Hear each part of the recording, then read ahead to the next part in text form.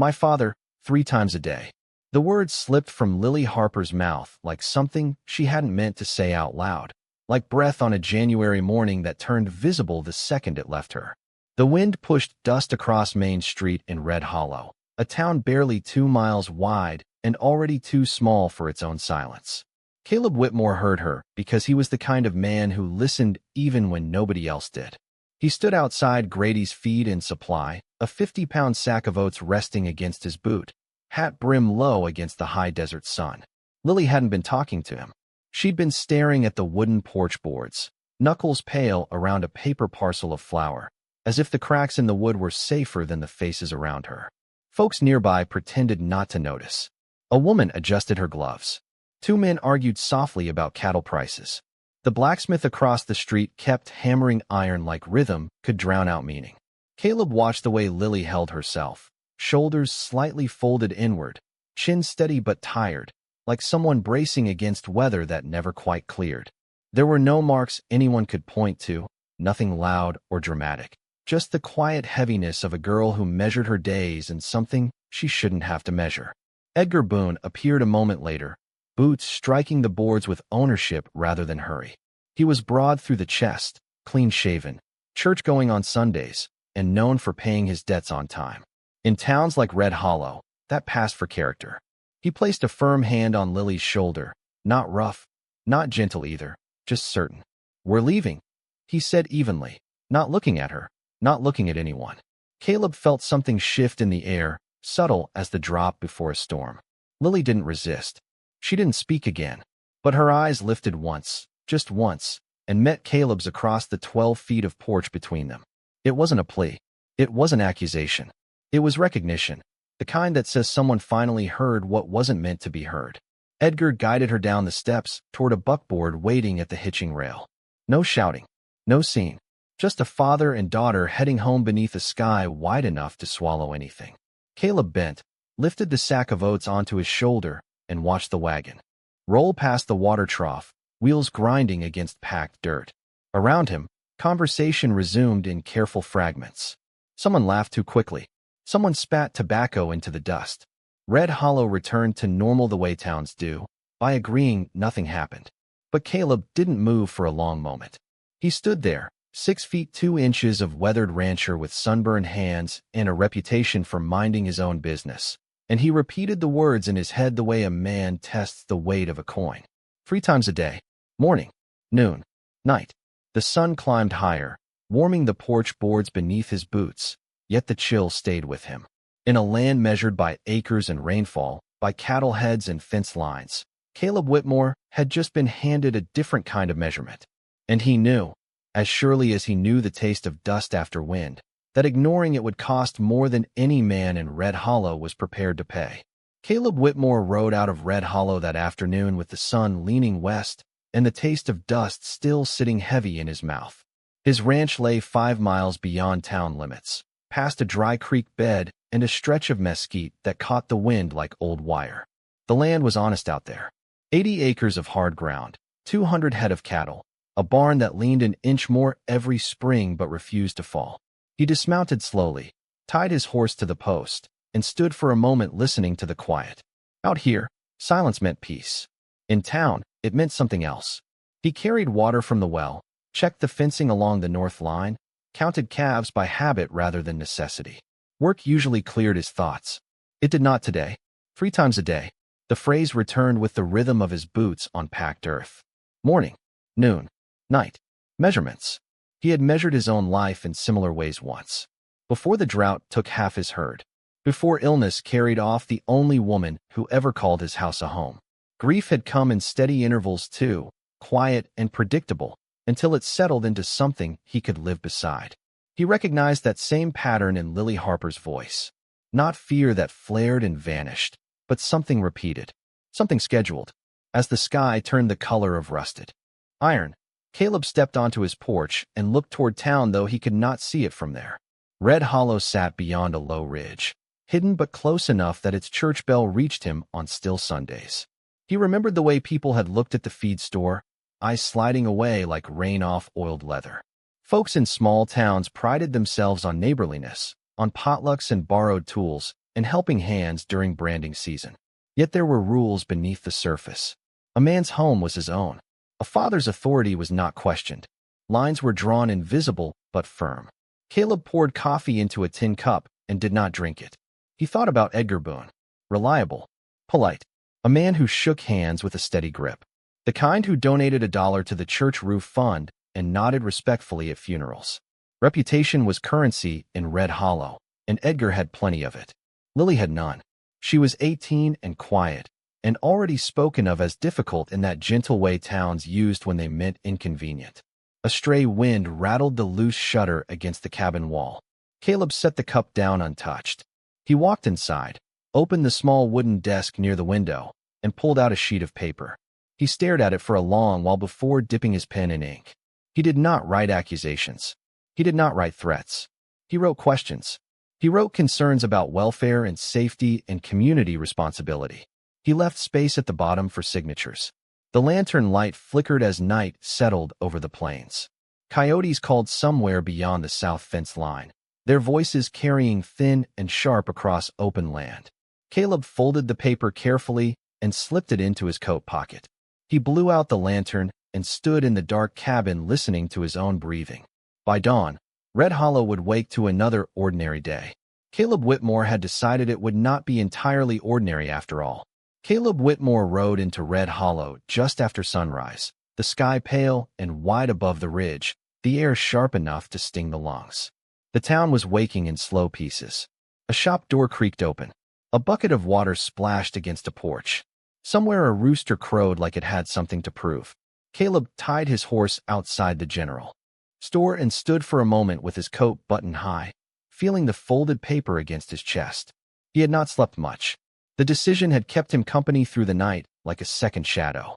Inside the store, the smell of flour and coffee hung thick and familiar. Mrs. Grady looked up from behind the counter, her gray hair pinned tight, spectacles low on her nose.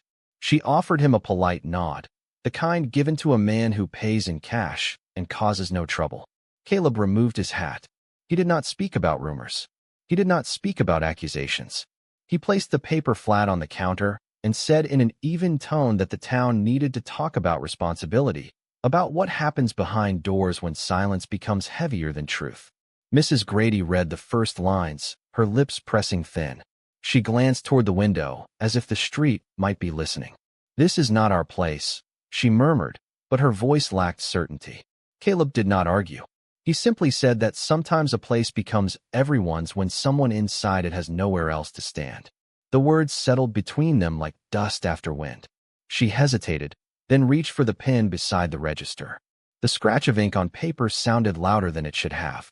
Outside, a wagon rolled past, wheels groaning against wood. Caleb stepped back into the street with one signature beneath his questions. It felt small. It felt enormous. He crossed to the blacksmith shop next. Iron rang against iron, sparks jumping in brief flashes. The blacksmith wiped his brow with the back of his arm and listened without interrupting. He stared at the paper a long time before nodding once. "I have daughters," he said quietly, and that was all. His name joined the first. By mid-morning the sun had climbed above the church steeple, casting sharp shadows across Main Street. Caleb moved from door to door, never raising his voice, never naming what did not need naming. Some refused. Some closed their doors gently but firmly. Others read in silence, eyes dark with thoughts they did not share. Each signature carried a different weight. Some were bold, written with steady hands. Others trembled across the page like uncertain rain. With every name, the air in Red Hollow shifted, subtle but real. Conversations paused when he passed. Curtains moved. By noon he stood beneath the awning of the saloon, the paper heavier now with ink than when he had first folded it in his cabin. He counted 23 names. Not the whole town, not even half, but enough that silence no longer stood alone. Caleb slipped the document back into his coat and looked down the road that led toward Edgar Boone's house, a modest place 3 blocks beyond the church. The bell above the chapel door began to ring the hour, each chime rolling across the dust and wood and waiting faces. Caleb adjusted his hat, stepped off the boardwalk, and walked in that direction with the steady pace of a man who had decided that what happens 3 times a day would no longer happen without witness. Edgar Boone's house stood 3 blocks past the church. Paint sun faded to a weary gray, a narrow porch facing the road, as if it had nothing to hide. The yard was swept clean, no stray tools, no broken fence slats, no signs of disorder. Respectable. That was the word people used. Caleb Whitmore approached on foot, boots pressing into the hard-packed dirt, the folded petition steady against his chest. Behind him, at first only one set of footsteps followed, then another. Mrs. Grady came without her apron. The blacksmith removed his leather gloves and carried them in his hand. A ranch hand Caleb recognized from the south fields walked 10 paces back, hat low, jaw tight. No one spoke. The only sound was the wind slipping along the eaves and the distant creak of a sign swinging over the general store.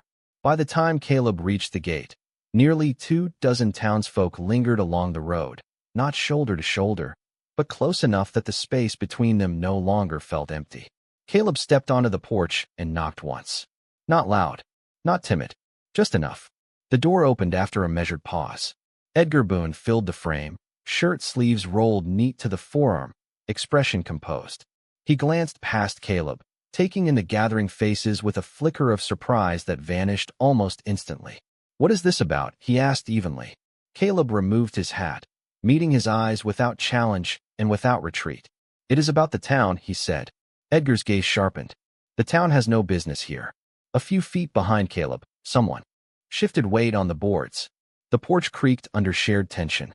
Caleb unfolded the paper slowly, careful not to tear the edge. The inked names caught the sunlight. "These are the people who believe the town does have business here," he said. He did not list accusations. He did not raise his voice.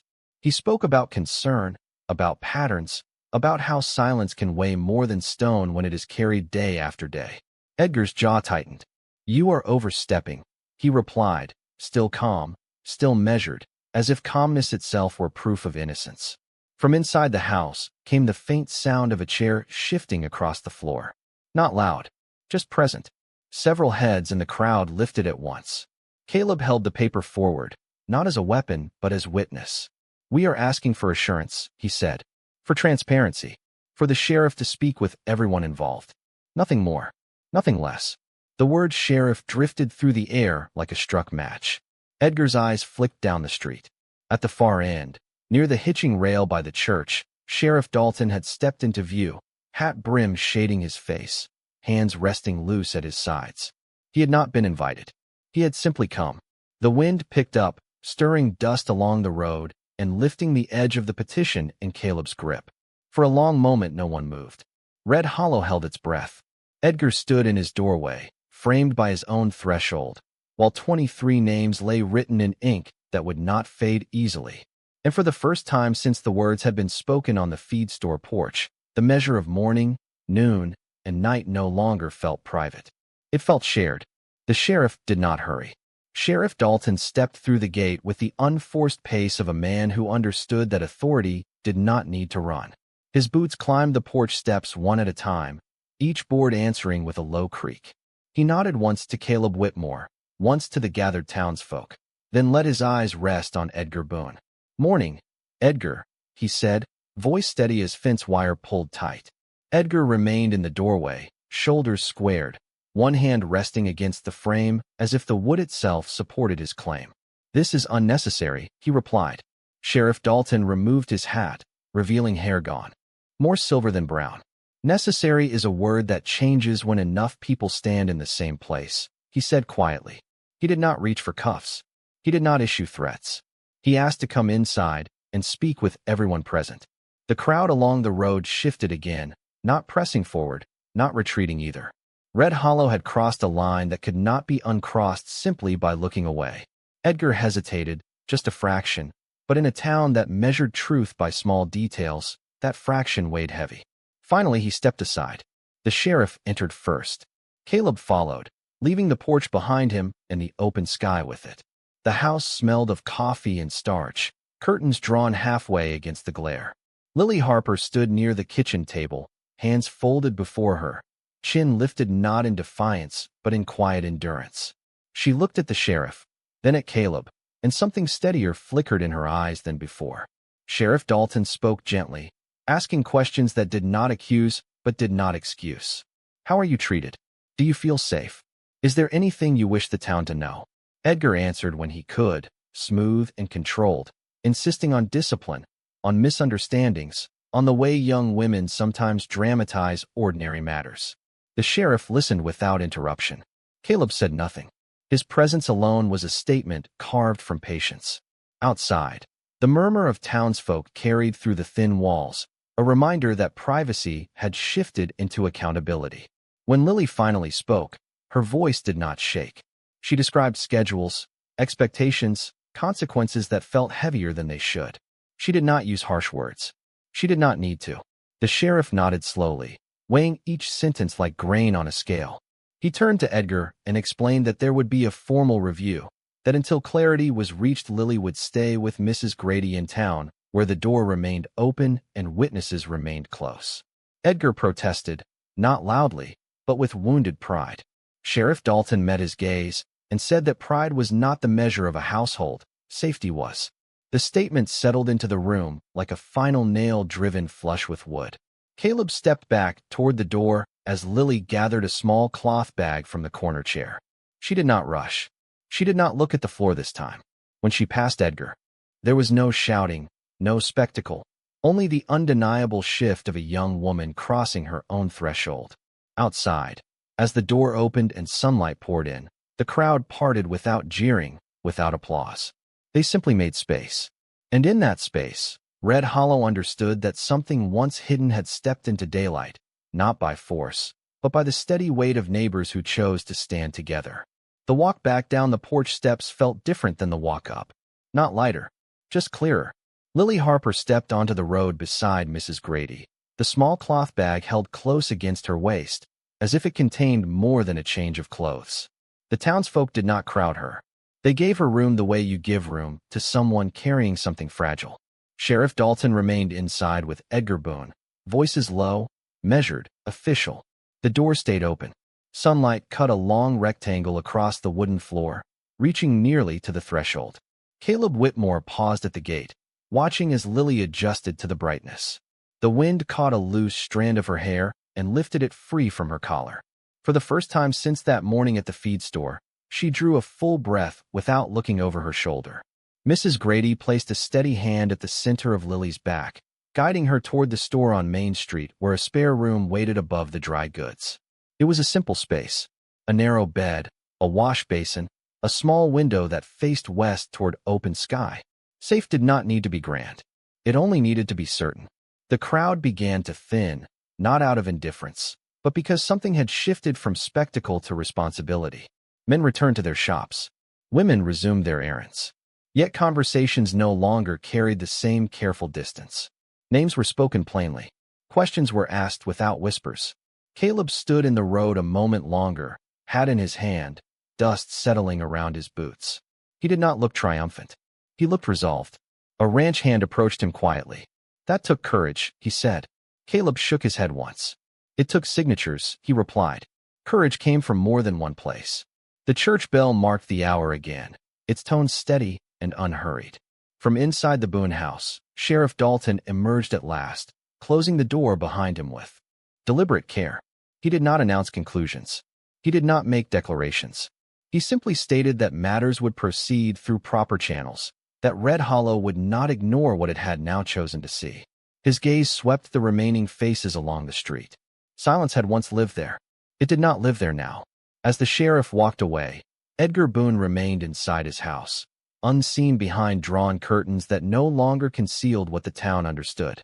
Caleb mounted his horse without flourish. The leather creaked beneath him, familiar and grounding. He glanced once toward the general store window where Lily stood beside Mrs. Grady, framed by afternoon light. She did not wave. She did not smile. She simply met his eyes and held them, steady as a fence post set deep in earth. Caleb tipped his hat, then turned his horse toward the open road leading beyond the ridge. The distance back to his ranch measured 5 miles, but it felt shorter than before. Behind him, Red Hollow continued with its day. Wagons rolled. Doors opened and closed. Yet the air carried something new, something not loud enough to name, but strong enough to endure. In a town where mornings, noons, and nights had once passed unnoticed behind closed doors, the hours would now arrive under a different kind of watch. And sometimes that was enough. Evenings settled over the plains with a slow burn of copper and violet, the kind of sunset that made fences look like charcoal lines against the sky. Caleb Whitmore reached his ranch before the last light slipped behind the ridge. He dismounted, loosened the saddle, and let his horse drink deep from the trough. The rhythm of chores steadied him. He checked the north fence again, counted the cattle by lantern glow, and listened to the low murmur of livestock bedding down for the night. Out here, the world moved by seasons and rainfall, not by whispers. Yet Red Hollow followed him home like dust clinging to denim. In town, a small room above the general store held a young woman who had crossed a threshold that morning. Mrs. Grady had set clean sheets on the narrow bed and placed a pitcher of fresh water on the washstand. She had not asked many questions. She had simply said that doors in her house remained open unless someone chose to close them. Lily. Harper stood at the window as twilight deepened, watching Main Street thin to shadows. The bell above the store door rang once more before locking for the night. Across the street, the church windows reflected the last light, steady and unblinking. Sheriff Dalton sat at his desk in the small office beside the jail, reviewing notes written in careful script. He did not rush the process. He understood that justice in a town this size traveled at the speed of trust. He had spoken with Edgar Boone at length, laying out expectations and boundaries that would now be observed, not assumed. Pride had no seat at the table when safety entered the room. Back at the ranch, Caleb lit a lantern and sat on the porch with a tin cup of coffee he would not finish. The night air cooled to something almost gentle. Coyotes called again from the south fence line, their voices thinner now, carried on distance. He thought about how quickly a town could change direction once a single man chose not to look away. It had not been a grand gesture. It had been a sheet of paper, 23 names, and a steady knock on a door. Yet that was enough to tilt the balance. In Red Hollow, conversations continued under lamplight. Some defended Edgar out of habit. Others admitted, quietly, that they had heard things for years and had chosen comfort over courage. The difference now was not that everyone agreed. The difference was that no one pretended not to know. Lily sat on the edge of the narrow bed and unwrapped the small cloth bag she had carried from her father's house. Inside were a comb, a folded ribbon, and a thin book of hymns worn soft at the corners. Ordinary things. She placed them carefully on the washstand as if arranging proof that she still belonged somewhere. When she lay down, she did not flinch at the sound of footsteps below. She listened instead to the steady tick of the wall clock and the distant murmur of voices that carried no threat. 5 miles away, Caleb leaned back in his chair and watched the stars appear one by one. The land around him stretched 80 acres in every direction, open and honest beneath the night. He did not feel like a hero. He felt like a neighbor who had finally acted like one. And in a place measured by mornings, noons, and nights, that small shift in measure was already rewriting the hours to come. Morning came clear and windless, the kind of Wyoming blue that made every rooftop in Red Hollow look sharper than it had the day before. Lily Harper woke before the store opened, the small room above the dry goods quiet except for the steady ticking of the wall clock downstairs. For a moment she lay still, listening for a sound that did not come. No raised voice. No heavy step outside her door. Just the ordinary creak of wood adjusting to sunlight. She sat up slowly, as if testing whether the peace would hold. It did. Mrs. Grady knocked gently and brought up a plate with eggs and a slice of warm bread. "Eat," she said simply. There was no pity in her tone, only expectation, as though nourishment were not a favor, but a right. Lily dressed in the same pale blue blouse she had worn the day before, smoothing the fabric with careful hands. When she stepped to the window, Main Street already stirred below. Wagons rolled past at an unhurried pace. Men removed their hats when passing the church steps. Life continued, but it carried a different awareness, like a town that had cleaned its windows and could finally see its own reflection. Sheriff Dalton spent the morning speaking with neighbors whose names had not yet been written on any petition. Some admitted they had heard things through thin walls over the years. Some insisted they had assumed it was none of their concern. The sheriff listened without judgment, reminding each of them that community was not built on assumptions. At the edge of town, Edgar Boone remained inside his house longer than usual. Curtains stayed half-drawn. He did not come to the feed store that morning. Word traveled quietly that he would attend a formal hearing in 2 days' time, that the town council would review what had been presented. Nothing dramatic, nothing swift, just procedure moving with steady boots. 5 miles out, Caleb Whitmore rose with the sun as always. He mended a section of fence along the west pasture where a post had loosened during winter freeze. He measured the new post carefully, set it deep, packed the earth firm around it. Some things only held if placed properly from the start. As he worked, a rider appeared on the horizon, growing from a speck into a figure he recognized. It was the ranch hand from town, hat lifted in greeting. He brought news that Lily had eaten breakfast, that she had spoken a full sentence without lowering her eyes, that Mrs. Grady intended to help her find work at the store for the time being. Caleb listened, nodded once, and returned to his tools. He did not ask for gratitude. He did not expect praise. The rider hesitated before turning back toward town. "Folks are talking different," he said. Caleb leaned on the fence post and looked across his 80 acres of open land, sunlight stretching in every direction. "Different can be good," he replied. By afternoon, Lily descended the narrow stairs of the general store and stood behind the counter beside Mrs. Grady. Her hands trembled only slightly as she wrapped flour in brown paper for a customer. When she handed it over, her voice carried steady and clear. "Thank you for coming in," she said. Outside, the wind picked up just enough to stir dust along the street, lifting it into soft spirals that caught the light. Red Hollow was still small, still dry, still bound by miles of open country. But something inside its limits had shifted from private burden to shared watch. And as noon approached, it arrived not as a shadow crossing a closed door, but as sunlight falling openly across the town square. 2 days later, the church bell rang not for worship but for gathering, its tone steady across Red Hollow like a hand laid flat against a restless table. By mid-morning, the wooden benches inside the chapel were filled with ranchers in dusted boots, shopkeepers with aprons still tied, mothers holding hats in their laps. Sunlight poured through the tall windows, cutting bright lanes across the plank floor. At the front sat Sheriff Dalton and 3 members of the town council, men who had once believed their duties began and ended with fence disputes and water rights. Today felt different. Lily Harper sat beside Mrs. Grady near the aisle, her back straight, hands folded loosely rather than clenched. She wore the same pale blue blouse, freshly pressed. When she lifted her chin, she did not search for escape. She searched for understanding. Edgar Boone entered last. He removed his hat and held it against his chest, expression firm, eyes forward. Murmurs moved through the room, but did not rise. Caleb Whitmore stood along the back wall, hat in hand, shoulders squared yet unassuming. He did not claim a seat. He did not need one.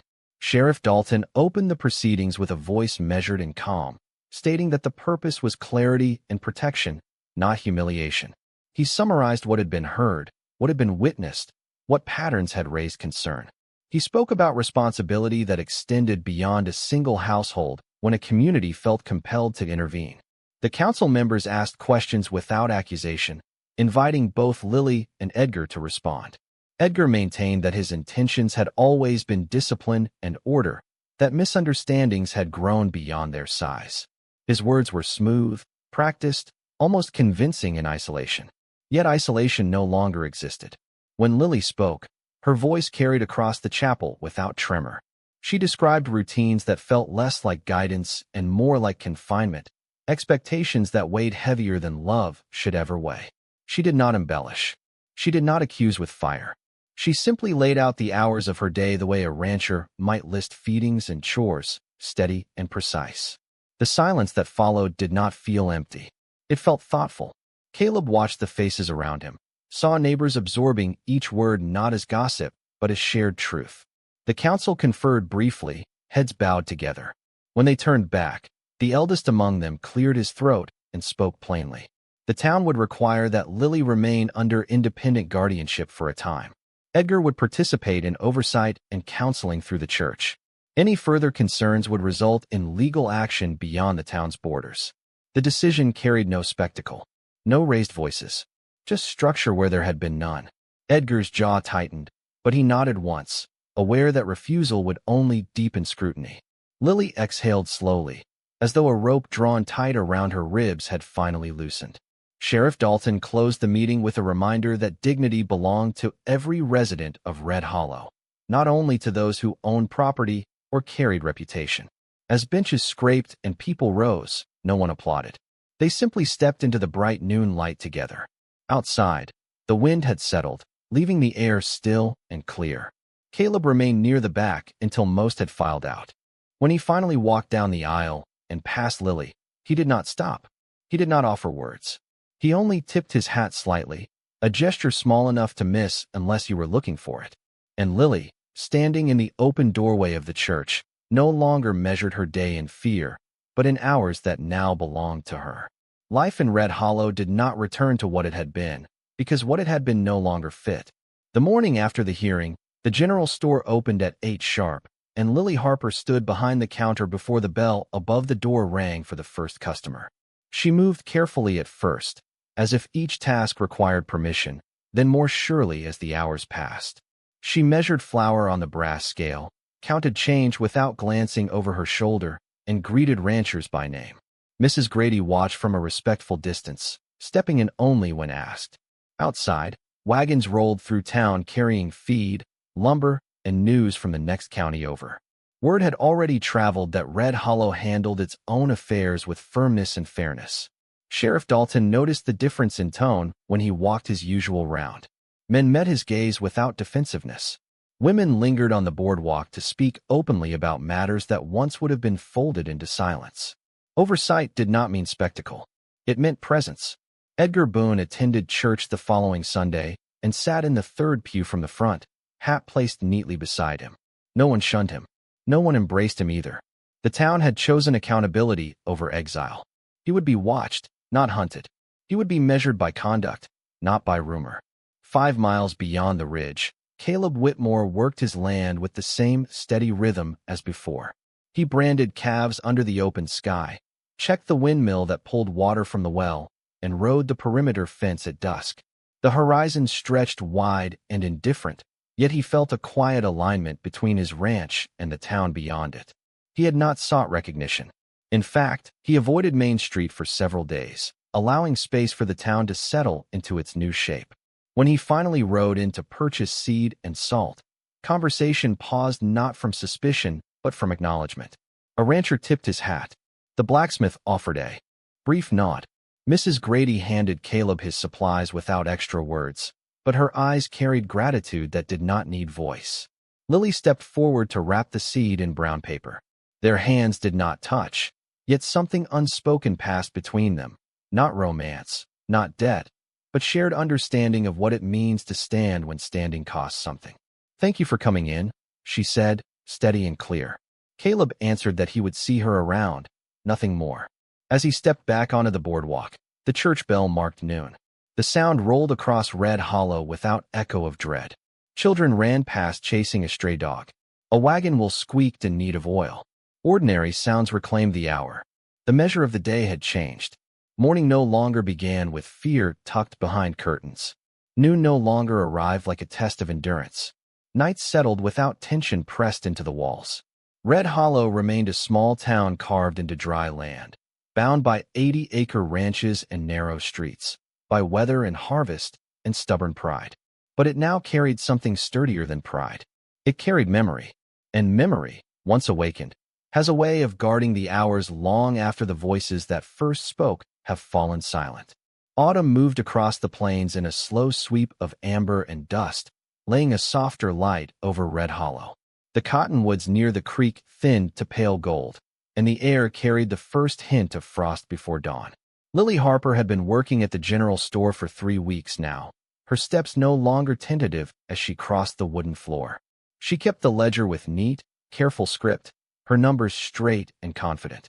Customers noticed the change without naming it. They lingered a little longer at the counter, asked her opinion on fabric or seed, trusted her answers. Trust, once given, grows quietly. Sheriff Dalton continued his visits, sometimes stopping by the store under the simple pretense of purchasing tobacco or lamp oil. He would ask Lily how she was faring, not as an officer pressing for detail, but as a man measuring progress. Each time she answered plainly that she was well. Not perfect, not healed in a single sweep, but well enough to sleep through the night. Edgar Boone kept to his routines under watchful eyes. He attended meetings arranged by the church, spoke with the council as required, and carried himself with a subdued restraint that had not been present before. Some in town still greeted him stiffly. Others offered cautious nods. Reputation, once unquestioned, had been tempered. It would take time to reshape. 5 miles beyond the ridge, Caleb Whitmore prepared for the colder months. He stacked firewood beside his cabin in even rows, checked the roof for gaps, and rode the perimeter fence to secure posts before winter winds arrived. The land answered only to weather and work, and he preferred it that way. Yet he found himself riding into town more often than necessary, sometimes to deliver a sack of potatoes from his harvest to Mrs. Grady, sometimes simply to tie his horse outside the store and stand a moment on the boardwalk. He did not enter every time. Presence did not always require words. One afternoon, as the sun dipped low and painted Main Street in long shadows, Lily stepped outside to sweep dust from the threshold. Caleb happened to be there, adjusting his saddle strap. For a moment they stood side by side, watching a pair of children chase a hoop down the road. The sound of laughter carried light and unguarded. "It is quieter now," Lily said, not looking at him. Caleb nodded.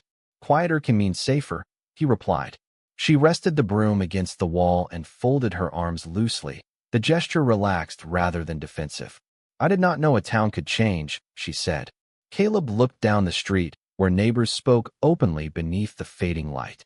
"A town is only people," he answered. "People can change if they decide to stand together." The church bell rang 6 times, steady and clear. Evening settled with a cool breath across the plains. Lily returned inside to close the register.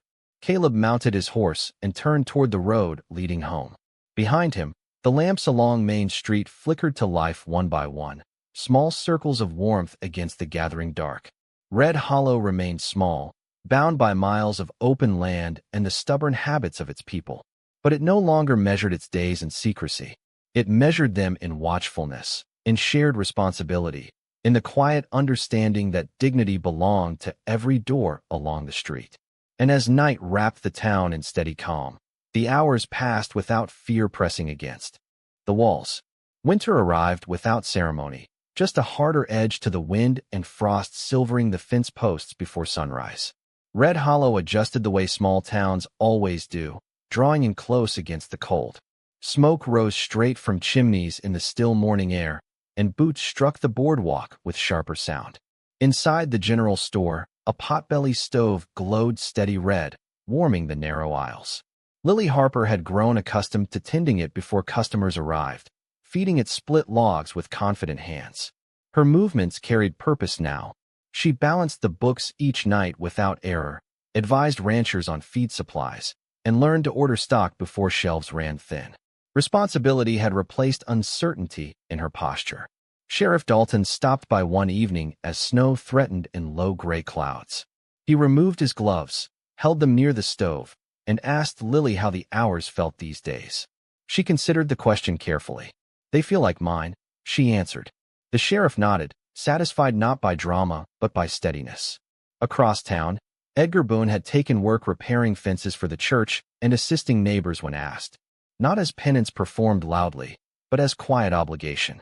He understood that watchful eyes remained, not hostile but attentive. Reputation, once cracked, could not be forced whole. It had to be rebuilt board by board.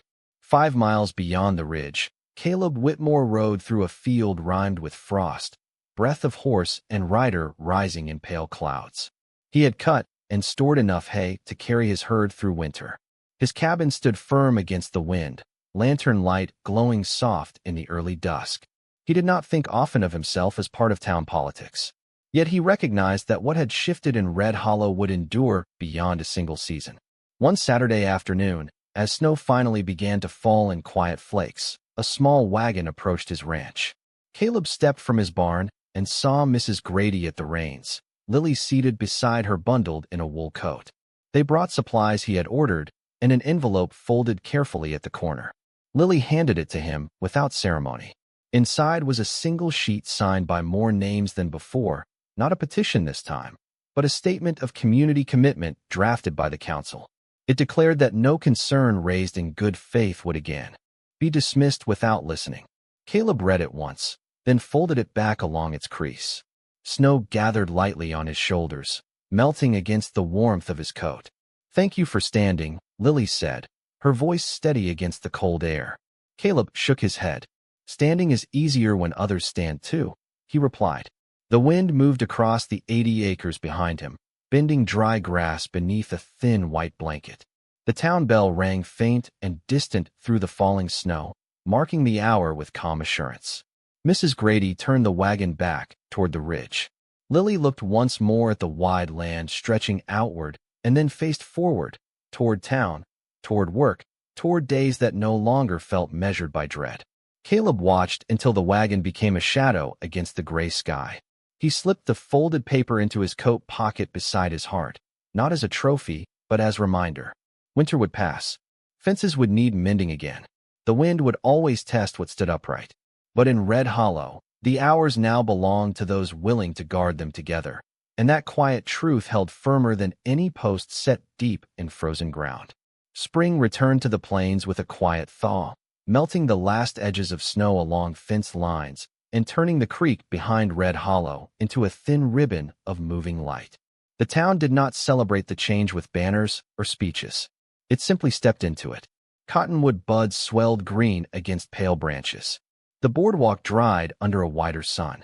Inside the general store, Lily Harper opened the windows for the first time in months and let fresh air sweep through the shelves of flour and seed. She had grown into her place there, not as a guest sheltered by kindness, but as a woman trusted with keys and accounts. When customers entered, they did not lower their voices out of caution.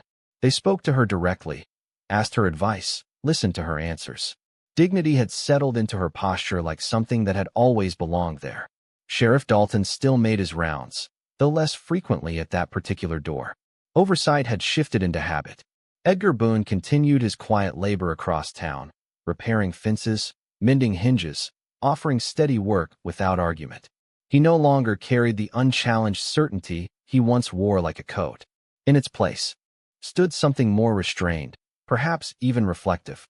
The town did not erase what had happened. It absorbed it. 5 miles beyond the ridge, Caleb Whitmore rode along the outer fence as meadowlarks returned to the fields. The wind moved softer now, brushing tall grass instead of cutting through it. His 80 acres looked the same as ever, yet he felt the difference in small ways. When he rode into town on Saturdays, children waved from the church steps. The blacksmith offered him coffee without ceremony. Mrs. Grady set aside a sack of flour knowing he would come. And sometimes, when the afternoon light slanted gold across Main Street, Lily would step outside with a ledger in hand and stand beside him without hurry. They did not speak of the past often. They did not need to. The measure of their days had already been rewritten. One evening as the church bell marked 6, Caleb paused at the edge of town before turning his horse toward the open road. He looked back once. Red Hollow stood small against the vast plain, roofs catching the last light, smoke rising thin and steady. It was still a town of weathered wood and stubborn habits, of ranchers counting cattle by head and land by acre. But it had learned something larger than acreage. It had learned that silence can be broken without breaking a man, that justice can arrive without a single shot, that standing together weighs more than standing alone. Lily locked the store door as dusk settled, the key turning smooth in the latch. She stepped onto the boardwalk and watched Caleb ride toward the ridge, his figure outlined against the fading sky. She did not call after him. She did not need to. The hours ahead would arrive as they should, morning to noon to night, no longer marked by fear, but by ordinary tasks done in open light.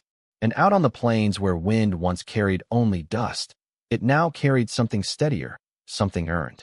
In Red Hollow, justice had not thundered in. It had walked up a wooden porch, knocked once, and stayed long enough for a town to remember who it was meant to be.